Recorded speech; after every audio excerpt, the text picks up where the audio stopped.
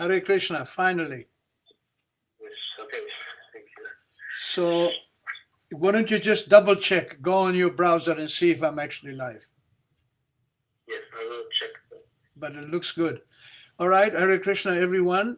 I've had some problems going online because of the non-support of Google Chrome of the camera feature. That has been repaired. Now I'm on live. I'm just double checking that it is working. If any of you are connected, please send me a message that it is working properly. You are live. Pardon? You are live. I am live. Okay, thank you very much. We'll talk later then, all right? Hare Krishna. Hare Krishna. Yes, I'm live. So, Jaya Radha Madhava Kunja Bihari Jaya Radha Madhava Kunja Bihari Jaya Gopi Jana Vallabha Girivaradhari Jaya Gopi Jana Vallabha Girivaradhari Yashodanandana Braja Janaranjana Yashodanandana Braja Janaranjana Jamuna Tira Banachari Jamuna Tira Banachari Jaya Radha Madhava Kunja Bihari Jaya Radha Madhava Kunja Bihari Jaya Gopi Jana Vallabha Girivaradhari Jaya Gopi Jana Vallabha Girivaradhari Yashodanandana Braja Janaranjana Yashodanandana Braja Janaranjana Jamuna Tira Banachari Jamuna Tira Banachari Radha Madhava Kunja Bihari Jaya Radha Madhava Kunja Bihari Jayam Vishnupada Paramahansa Paribrajakachaja Astotara Sata Shri Srimad A.C. Bhaktivedanta Swami Srila Prabhupada Ki Jai Namacharya Srila Haridas Thakur Ki Jai Samaveta Bhaktavrinda Ki Jai. All glories to the assembled devotees. All glories to the assembled devotees. All glories to Sri Sri Guru and Gauranga. So tonight we will have Bhagavad Gita, chapter 7, verse 4. Again, please excuse me for the delay on going online. I see some of you have joined us. Thank you very much. So, chapter 7, verse number 4. Bhumirapo nalo vayu kamano buddhirevacha ahankara mitiyame binna prakritirashtada. Bhumirapo nalo vayu kam buddhir mano buddhirevacha ahankara mitiyame binna prakritirashtada. Bhumirapo nalo vayu kam mano buddhirevacha Ahankara mitiyame vinna prakriti ashdada. Bhumi, earth. apaha, water, analaha, fire, vayu, air, kam, ether, mana, mind, buddhi, intelligence, eva, certainly, cha, and, ahankara, false ego, iti, thus, iyam, all these, me, my, bhinna, separated, prakriti, energies, ashtada, total 8. Translation and purport by Srila Prabhupada. Earth, water, fire, air, ether, mind, intelligence, and false ego. Altogether, these comprise my 8 separated energies. Purport by Srila Prabhupada. The science of God realization realizes the constitutional position of God and its diverse energies. Material nature is called Prakriti, or the energy of the Lord, in its different Purusha incarnations, expansions, as described in the Swatvata Tantra. Vishnustu Trini Rupani Purushakyayani Yatho Vidu Ekantu Mahata Shrastrir Dvitiyam Tu Andasam Stitam Tritriyam Sarvabhutastam Tam Yadva Vimuchyate. For material creation, Lord Krishna's plenary expansion assumes 3 Vishnus. The first one, Mahavishnu, creates a total material energy known as the Mahat Tattva. The second, Garbhodakshayi Vishnu, enters into all universes to create diversities in each of them. The third, Kshirodakshayi Vishnu, is diffused as the all-pervading supersoul in all the universes and is known as Paramatma, one who is present even within the atoms. Anyone who knows the 3 Vishnus can be liberated from the material entanglement. This material world is a temporary manifestation of one of the energies of the Lord. All the activities of the material world are directed by these 3 Vishnu's expansions of Lord Krishna. These Purushas are called incarnations. Generally, one who does not know the science of God, Krishna, assumes that the material world is for the enjoyment of the living entities, and that the living entities are the causes, Purushas, controllers and enjoyers of the material energy. According to Bhagavad Gita, this atheistic conclusion is false. In the verse under discussion, it is stated that Krishna is the original cause of the material manifestations. Srimad Bhagavatam also confirms this. The ingredients of the material manifestation are separated energies of the Lord.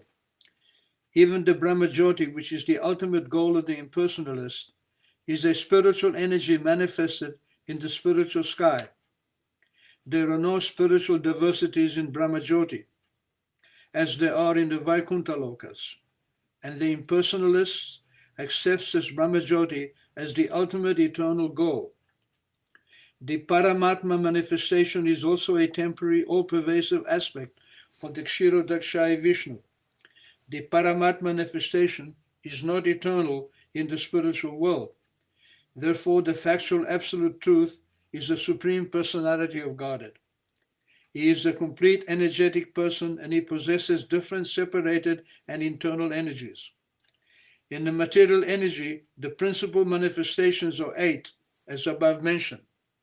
Out of these, the first 5 manifestations, namely earth, water, fire, air, and sky, are called the 5 gigantic creations, or the gross creations, within which the 5 objects are included. They are the manifestation of physical sound, touch, form, taste, and smell. Material science comprises of these 10 items and nothing more. But the other 3 items, namely mind, intelligence, and false ego, are neglected by the materialist. Philosophers who deal with mental activities are also not perfect in knowledge because they do not know the ultimate source, Krishna. The false ego, I am, and it is mine, which constitute the basic principle of material existence, includes 10 sense organs for material activities. Intelligence refers to the total material creation called the Mahat Tattva.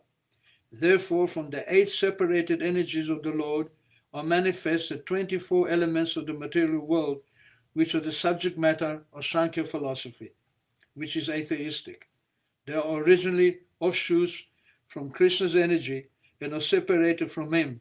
But atheistic Sankhya philosophers, with a poor fund of knowledge, do not know Krishna as the cause of all causes. The subject matter for discussion in the Sankhya philosophy is only the manifestation of the external energy of Krishna, as it is described in Bhagavad Gita.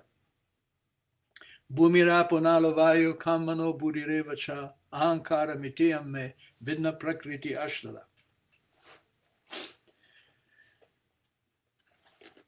We should never underestimate the importance of the Bhagavad Gita. The Bhagavad Gita, it is like a condensation, or it is the perfection of all the manuals called the Vedas, which were created when the material universes were created.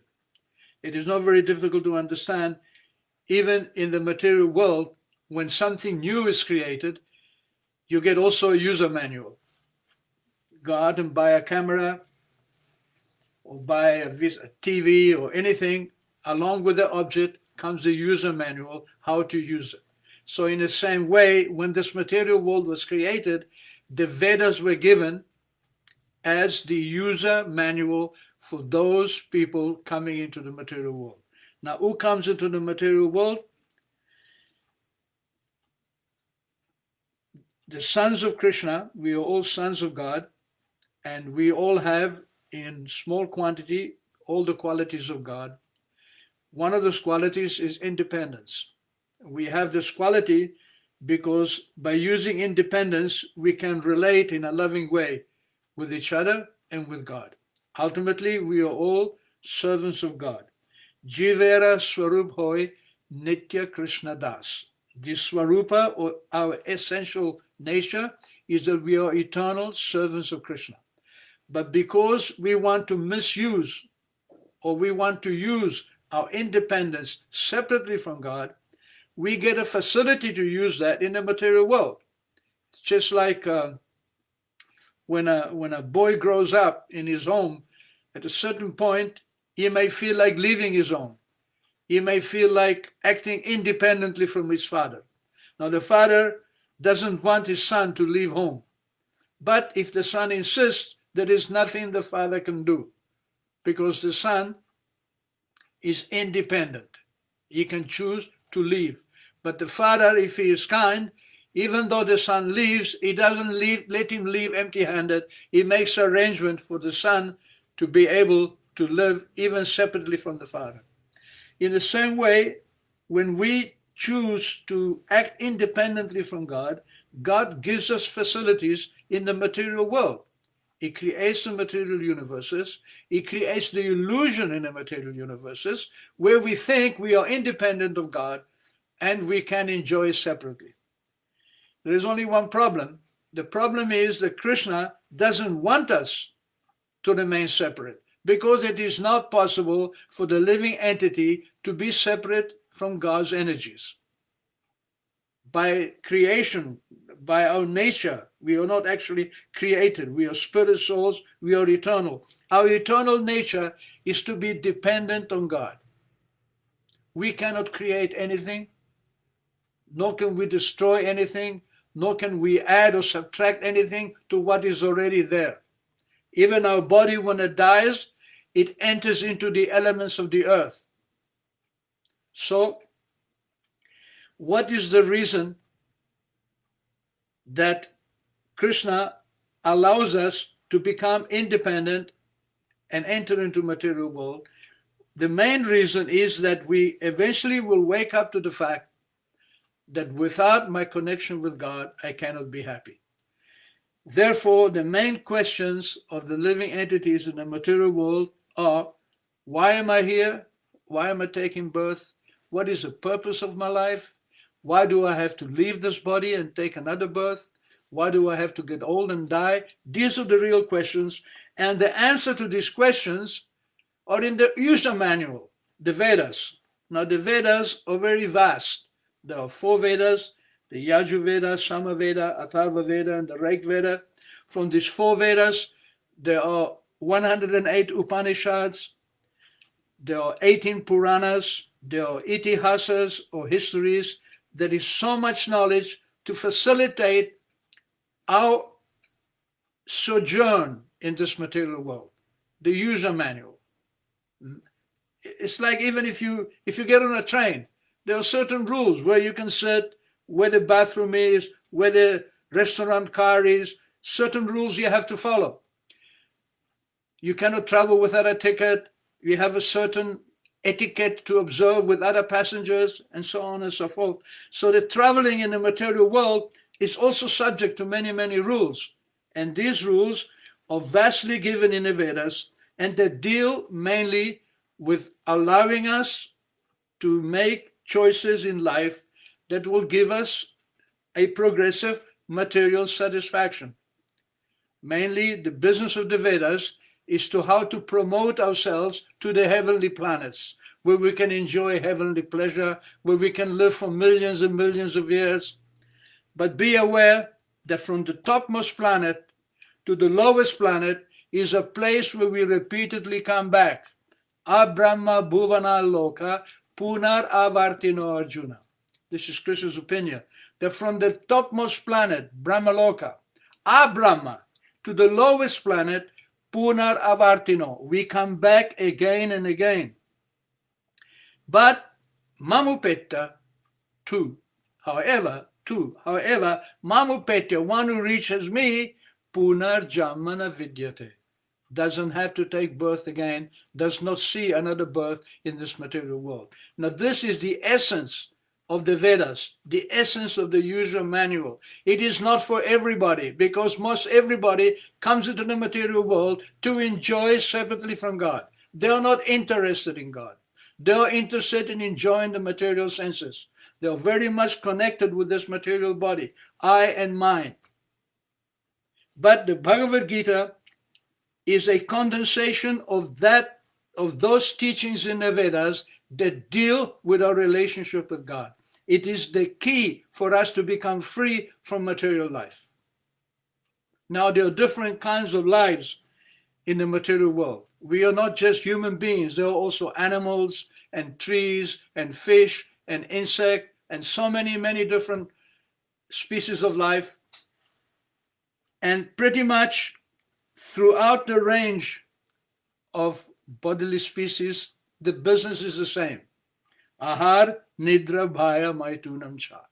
Eating, sleeping, mating, and defending. Everybody, every animal, every human being is busy eating, sleeping, mating, and defending. However, samayam etat pashubir narayam. So Naranam and Pashubir, or the human beings and the animals, have the same quality of eating, sleeping, mating, and defending. Dharmuhi tesham adiko vishesho. However, for the human being, he is able to understand dharma. Dharmena hina pashubhi samana. And without dharma, a human being is no better than an animal. So the purpose of understanding spiritual life, the purpose of spiritual life is to teach us the value of the human birth. An animal, pleasant as he may be, attractive as he may be, affectionate as he may be, he has no understanding of spiritual life. If you call a meeting to discuss spiritual subject matters, only human beings come. Suppose you're 20 or 30 human beings. We are all different bodies, different mentalities, different sexes, but we have the capacity to sit together peacefully and listen about spiritual subjects. And we feel happy. We feel inspired. But suppose instead of having 20, 30 people, I collect 20 or 30 animals, say 5 dogs, 5 cats, few birds, what do you think is going to happen? Total chaos. That will happen because they don't have the facility to listen. They are only immersed in sense gratification. So it is similar with a human being. If we don't listen about spiritual life, then what are we? We are no better than the animals. But are we animals? If we remain on the, what is the similarity between an animal and a human being who has no interest in spirituality? The similarity is identification with the body. I'm American, I'm German, I'm Italian, I'm British. Nonsense. You're none of these things. You're the spirit soul within the body. The body is one principle, and I am the owner of the body. It is my body. The body is a machine. Ishvara sarva bhutanam hridesha arjuna tishtati. This machine contains a heart, and within the heart we are sitting. All emotions take place within the heart. If somebody disappoints you, you don't say you broke my head. You say you broke my heart. Or if you're very, very happy, you don't say my head is full with happiness. You say my heart is bursting with happiness. That's because we are situated within. It's not the heart that's feeling happiness and distress. It is not the heart. It is the living entity sitting within the heart. Read Desh.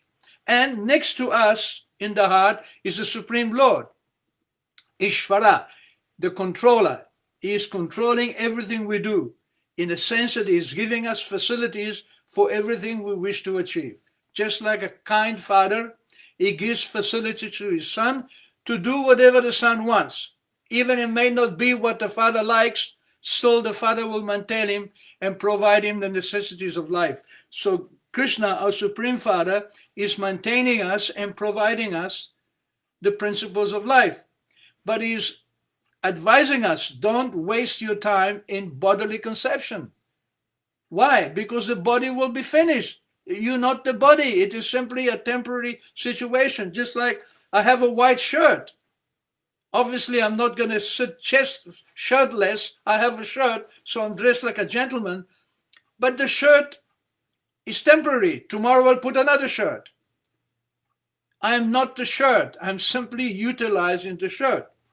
So the shirt also has 2 arms. There's a collar. Why is that? Because the body has 2 arms and a neck. In the same way, my body has arms and legs and necks and head because the spiritual body within, the subtle body, also has that shape. When the subtle body becomes fully God conscious, becomes fully aware of its own spiritual existence, that subtle body becomes spiritualized. It doesn't require a material body any longer. When we come to the moment of death, understanding our spiritual nature, and especially our connection with God, we do not take another material birth simply because we do not desire one. We do not need another material birth because we've understood our spiritual nature. And this knowledge comes in books like the Bhagavad Gita. Now, in this verse in the Bhagavad Gita, Krishna says that earth, water, fire, earth, and ether are my separated energies. In other words, we are under Krishna's control. Therefore, the Bhagavad Gita is very important because it teaches us our dependence upon God. You cannot understand God simply by argument. Tarka pratishta shrutayo vibhinna. Tarka, by argument, by philosophical discussion, it is not possible to understand the nature of God. You can understand something of God, but not the true nature of God. Shrutayo vibhinna. Even within the Shruti is that part of the Veda, the 4 Vedas, Upanishads, Vedanta Sutra, which I've already mentioned. These are called Shruti, that you hear from the teacher. Even by studying the Shrutis or the Vedas, it is very difficult to trace out your relationship with God or re-establish your relationship with God. Naso rishi yasha Matam na binnan. And even the Rishi, the great sages, they are also not able to establish or to give us understanding of our eternal relationship with Krishna. Only some great personalities. So, dharmasya tadvam nitam guyam. The real dharma, the real understanding of our eternal servitorship relationship with God is hidden within the heart of the great Mahajanas. Mahajano jata gata sa pantaha. The great Mahajanas, they are able to teach us the path towards perfection. So who are the great Mahajanas? Swayambur, Narada, Shambhu, Kumara, Kapilo, Manu, Pralado, Janako, Bhishma, Balid, Vyasaki, Vayam. There was a discussion one time between the superintendent of death, Lord Yamaraj, and his servants. There was a Brahmana devotee, his name was Ajamil. When he was, this is in the history, you can read it in the Mahabharata, in the Srimad Bhagavatam. When Ajamil was a young man, he was trained by his father to be a perfect Brahmana. He performed all the rules, all the regulations, he worshipped Narayan Srila, he understood. But as he became a young man, he became infatuated by a prostitute. He went and lived with her, he gave up his wife, lived with the prostitute, produced many children, forgot his Brahminical culture. And at the moment when he was coming to the moment of death, he called out the name of his son, Narayan. When he felt that death was coming and he saw that the agents of Yamaraj were coming to get him, to get his soul, because at the moment of death is when the decision is made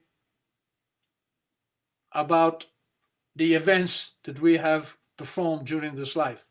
So at that moment, because he was a sinful person, the Yamadutas came, or the agents of the Lord of Death, and he called out Narayan, calling to his young son because of attachment. When we come to the moment of death, whatever our bhava is, we tend to go to that bhava. Bhava means who we really are, what we really feel. Krishna explains in the Gita, Yam yam vapi smaram bhavam tyajati ante kalevaram. Whatever your bhava is, tam tam evahiti konteya sadatad bhava bhavita. We can pretend when we're in a material body and healthy that we are good or religious or whatever pretense, whatever persona we want to present to the public. But when it comes to the moment of death, then your real nature comes. So when it came to the moment of death, because of Ajamil's attachment to his young son, he called to him, Narayan, help me. Happens that Narayan is the name of the Supreme Lord Krishna. So when Ajamil called the name Narayan, suddenly he remembered the real Narayan, who he worshipped as a young man. And because he remembered Narayan, two agents of Narayan, they also came. So Vishnu Dutas, two agents of the Lord Vishnu, came, and there was a discussion between the Yamadutas and the Vishnu Dutas, and ultimately the Vishnu Dutas took Ajamil back home, back to Goddess. So they went back, the Yamadutas went back to their master Yamaraj and said, my dear master, up to this point, we thought you were the supreme authority on the situation of the living entities. Now we see there are other authorities because we were impeded from bringing a sinful person to you. So then Yamaraj quoted this verse that there are 12 great authorities. Swayambhu means Lord Brahma, Narada Muni, Shambhu, Lord Shiva. These are great authorities, even above me. Kumara, the four Kumaras, Kapila Muni, who was an incarnation of Vishnu, and Manu, the son of the sun god. He said, these are authorities. Prahlada Maharaj, Janaka, the father of Mother Sita, Bhishmadev, the grandfather of the Kurus, Bali, Lord Vamanadev's worshipable deity, Vamanadev's disciple, Bali Maharaj, the grandson of Prahlad Maharaj, Vyasaki, Sukadeva Goswami, the son of Vyasadeva, and Vayam, and myself. Yamaraj is speaking. He says, these are the 12 authorities. And Mahajano Jena Gata Sapantaha. And they are able to trace out our path. Panta means path. We are all born in ignorance. Om Agyana Timirandasya, in ignorance and darkness. Jnananjana Shalakaya. We need to develop the vision to see through this darkness and ignorance. And that is called Jnana Anjana, or the ointment of knowledge, which is applied, Shalakaya, to our eyes. Chaksuru Militam Yena, it is applied to our eyes by the spiritual master, or the Mahajan. For example, Srila Prabhupada brought the line of Mahajanas coming from Swayambhu, Lord Brahma. It is called the Madhva Brahma Sampradaya. From Lord Brahma, this knowledge is coming down in the cyclic succession. Evam parampara praptam, as Krishna says in the 4th chapter, this knowledge is obtained by parampara, by coming down. And the topmost authority in our Sampradaya is Lord Brahma. So in this way, knowledge is coming down, and the Bhagavad Gita, in as much as knowledge is concerned, is a very special book because it is spoken directly by Krishna. What in effect Krishna says in the Bhagavad Gita is that there is a lot of knowledge about the material world in the Vedas. There are many, many advices how to perform sacrifice, how to go to the heavenly planets, how to become happy and satisfied within the temporary material situation. But it says the essence of knowledge is not that. The essence of knowledge is to reestablish your eternal relationship with me, to come back to my house and live with me as my bona fide son, not to be independent of me. Why is this independence? What is the meaning of this independence? The meaning of the independence is that without independence, love is not possible. But the use of independence, we can choose to love Krishna. And he wants us to use that independence to choose to love him. Therefore, he makes every other endeavor in the material world, he designed the material world in such a way that every activity independently of going towards Krishna becomes ultimately frustrating. You may want a beautiful wife or a handsome, powerful husband. You might want to live like King Indra in the heavenly planets. You might want to have unlimited wealth like Kuvera, or unlimited renunciation like Lord Shiva. But everything in the material world comes to an end. The only thing that doesn't come to an end is our eternal relationship with Krishna. Nitya Siddha Krishna Prema. It is Nitya Siddha. It is eternally perfect. The eternal perfection is to awaken that dormant connection with Krishna, which is already there within the heart. So that when you say that my heart is breaking with happiness, my heart is bursting with happiness, that happens very rarely in the material world.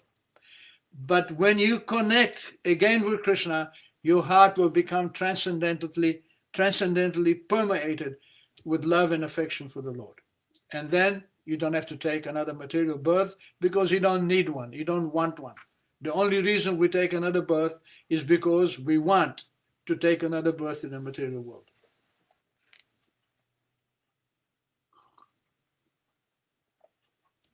I see there are some questions.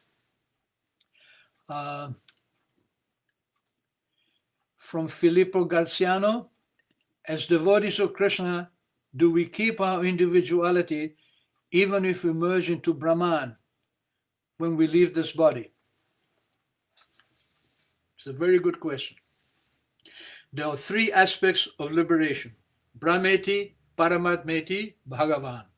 The first one is called Brahmeti, means that we enter into the Brahman and we merge. We actually, it's not that we lose permanently our individuality, but we become merged in happiness that we forget our individuality for unlimited time.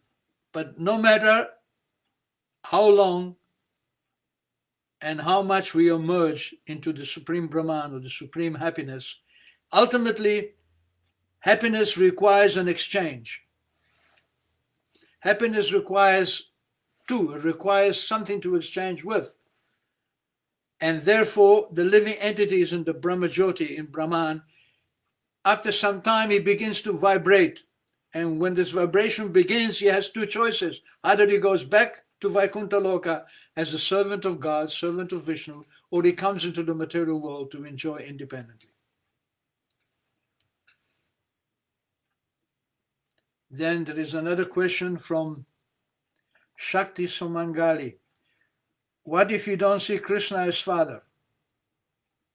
Well, good question.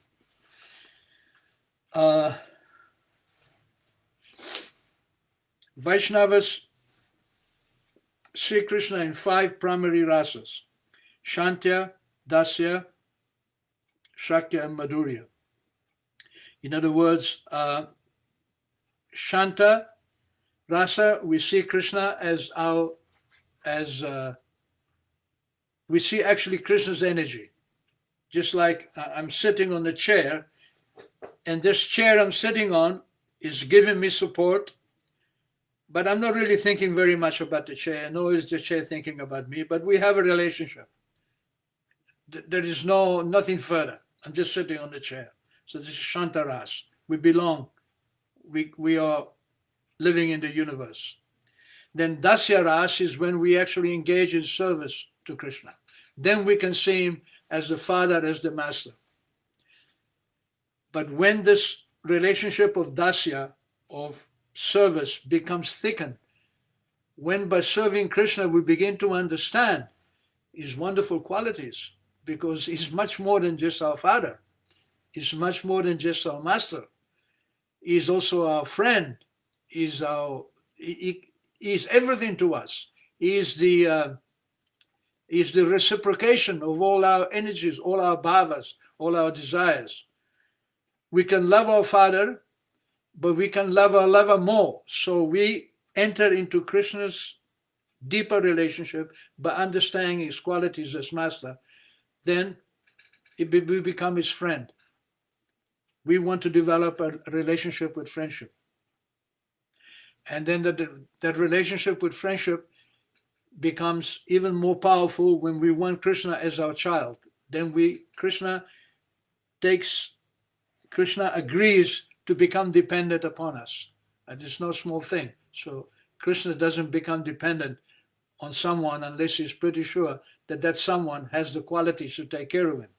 Just like I don't become dependent on anyone unless I trust and love that person to a significant degree.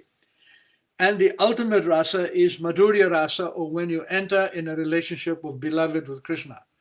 Either Swakiya, which means you become one of Krishna's queens, or one of Krishna's queens' maidservants, who they all engage in serving Krishna as a perfect husband, or you become a gopi, one of the cowherd girls in Vrindavan, and you serve Krishna as your lover, directly and indirectly. Any more questions?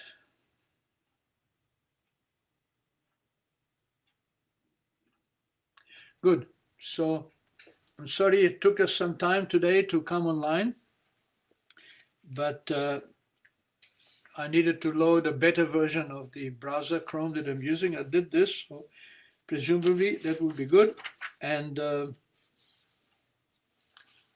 Friday night we will have Gita class again at 7 o'clock. So one couple of comments about the material energies. The material energies are created by Krishna as the Mahavishnu. And the first creation is Akash, or ether. And within the Akash, there is sound. From the Akash, from the ether, sound can become manifested. From sound comes air, because when you vibrate sound, air begins to move. And from that air, touch is connected. Then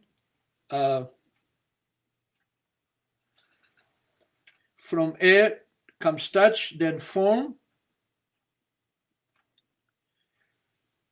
earth, water, form, either form.